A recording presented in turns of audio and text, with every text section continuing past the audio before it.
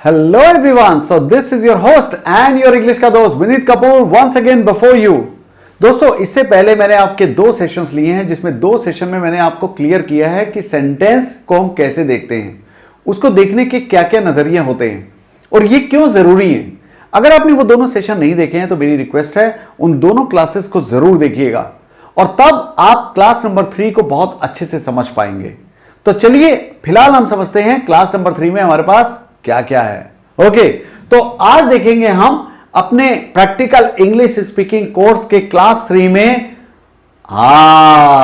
Sentences से आगे बढ़ेंगे। अभी तक हमने सेंटेंस सीखा। सबसे पहले हमने सीखा था वर्ड, फ्रेज, क्लॉज, सेंटेंस।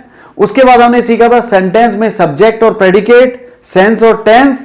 और आज हम सीखेंगे उसके भी आगे की चीज, यानी सेंटेंस को हम कैसे कैसे क्लासिफाई कर सकते हैं। Okay, by the way sentence होता क्या है, what is a sentence.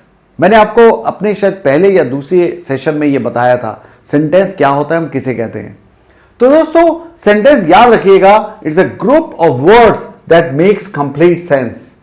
A sentence should give us a complete sense. और सेंस का मतलब क्या है, उसके पार्ट्स ऑफ स्पीच ठीक तरह लगे होने चाहिए और हां उसका टेंस भी सही होना चाहिए, a combination of sense and tense.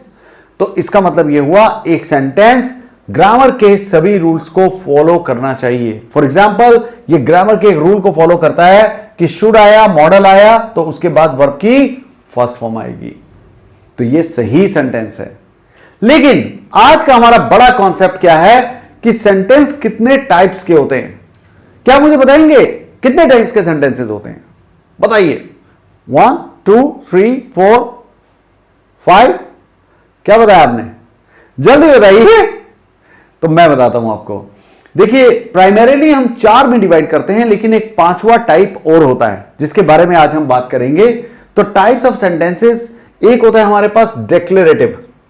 अब डिक्लेरेटिव को हम 2 टाइप्स में डिवाइड करते हैं। बताओ डिक्लेरेटिव के 2 टाइप्स कौन कौन से होते हैं।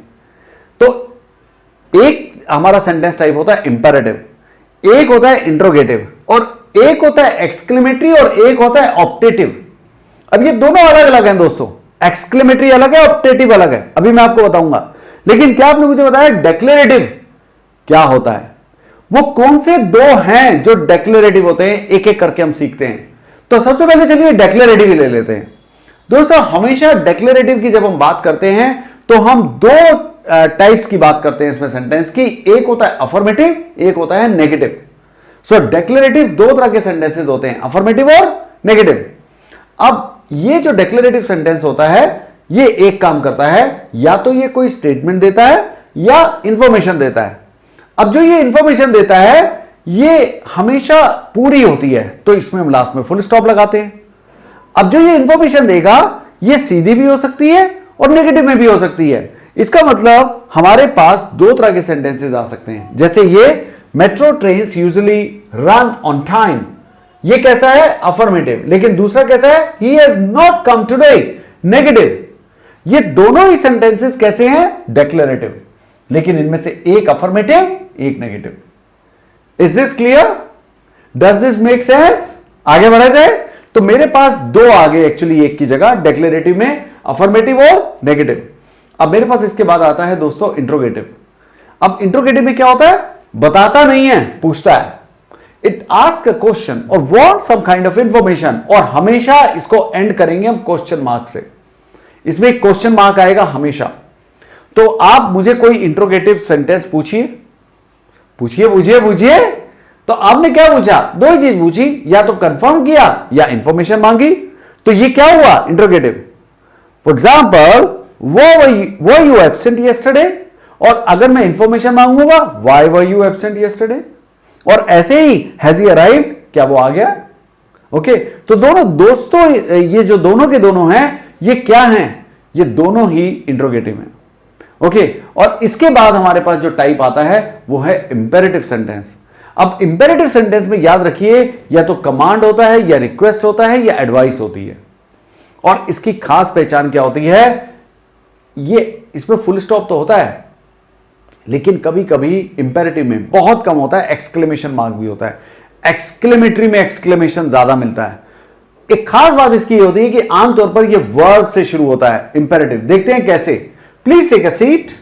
ओके, लेकिन अगर आप दूसरा सेंटेंस देखें, you need to sit down now, exclamation से खत्म हुआ है, सब्जेक्ट दिखा रहा है लेकिन फिर भी इंपेरेटिव है। तो आपको अभी इसमें एक्सक्लेमेशन नहीं है, एक्सक्लेमेशन मार्क है, एक्सक्लेमेशन नहीं है। और उसका कारण मालूम है क्या है? उसका कारण यह है कि यहां पर कोई भी इमोशन शो नहीं कर रहा है। एक्सक्लेमेशन में इमोशन शो किए जाते हैं। तो अक्सर हम यहां पर ऐसे सेंटेंसेस में कंफ्यूज हो जाते हैं, लेकिन आपने नहीं होना है। इसके बाद का जो हमारा आता है वो आता है एक्सक्लेमेटरी काइंड ऑफ सेंटेंसेस। इसमें जैसे मैंने आपको बताया, इमोशंस होते हैं, एक्साइटमेंट होता है, हैप्पीनेस होता है, सैडनेस, एंगर, ये सब इमोशंस हैं। पिटी भी होती है, ओके, दया का भाव। So it always ends with an explanation mark. हमेशा इसमें एक्सप्लेनेशन मार्क होता है। Okay, like hurray we won, oh this puzzle is driving me crazy, emotion है। तो ऐसे जितने भी सेंटेंसेस होते हैं उनको हम एक्सक्लेमेशन मार्क से खत्म करते हैं और ये एक्सक्लेमेटरी कहलाते हैं। लेकिन एक टाइप और है सेंटेंस का, बताइए कौन सा? May God bless you, may you learn English, may you speak fluent English one day. ये सारे के सारे क्या कर रहे हैं दोस्तों? ये विश जाहिर कर रहे हैं। जब हम प्रे करते हैं, विश करते हैं, कर्स करते हैं, ब्लेस करते हैं, ये सारे के सारे कहलाते हैं हमारे ऑप्टेटिव। ये हमारा अगला टाइप। तो ऑप्टेटिव सेंटेंस कैसे होते हैं? जो डिजायर दिखाते हैं, विश दिखाते हैं, प्रेयर, कर्स, इस तरह की चीजें। और इनको हम ये ध्यान रखते हैं कि आमतौर पर इनमें सब्जेक्ट नहीं होता। कभी कभी हो भी सकता है लेकिन नहीं होता। May God bless him, best of luck. हाँ, तो मैं क्या करने जा रहा हूं, मैं आपको कुछ सेंटेंसेस देके जा रहा हूं, आपने मुझे बताना है, और ये आपका असाइनमेंट भी है, ये सेंटेंसेस कैसे हैं। लेकिन कुछ को हम ट्राई करके देखेंगे। He is an adorable child, you are awesome, do you want to talk to me? No, he doesn't listen to anyone. ये सारे के सारे सेंटेंसेस एक एक करके आपने बताने हैं कि ये कैसे हैं। Do it now.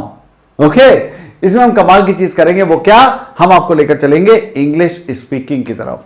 तो इससे जो अगला सेशन होगा उसको मिस मत कीजिएगा। हमारी चौथी क्लास, 3 क्लासेस में मैंने आपको सेंटेंस समझा दिया, कैसे होते हैं, क्या होते हैं, ये समझा दिया। अब चलेंगे हम स्पीकिंग की तरफ। तैयार रहिएगा मेरे साथ इंग्लिश बोलने के लिए अगले सेशन में। Till then, this is all from your host and your English का दोस्त Vineet Kapoor, signing off. Let's win it with Vinit. Bye bye. Take care.